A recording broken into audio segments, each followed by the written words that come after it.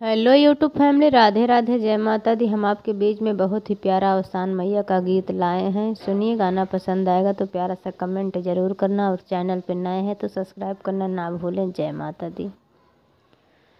भरी द कलशवा में पानी है अवसान महारानी।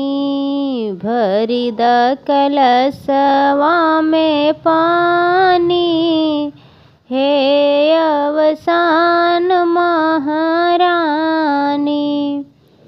सबके तदी हो मैया भैया भतीजवा।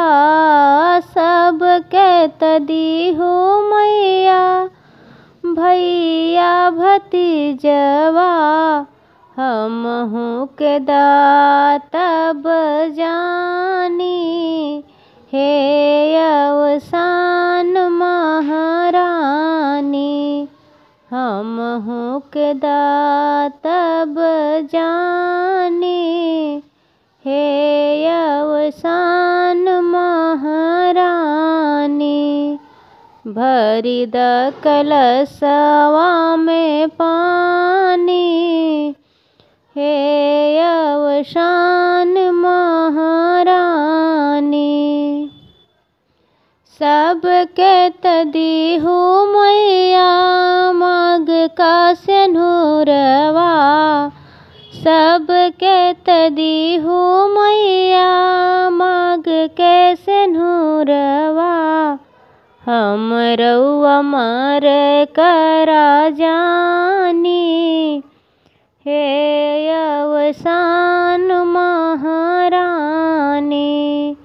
हम रउआ मर करा जानी हे अवसान महारानी।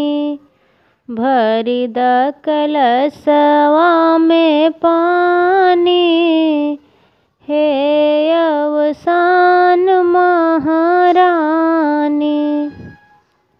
सबके तबाटे मैया महला अटरिया।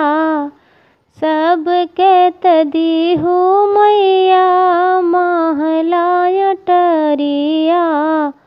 हमहू के दातब जानी हे अवसान महारानी।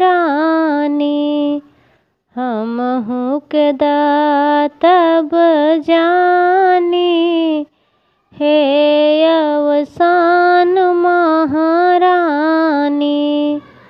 भरी द कलशवा में पानी हे अवसान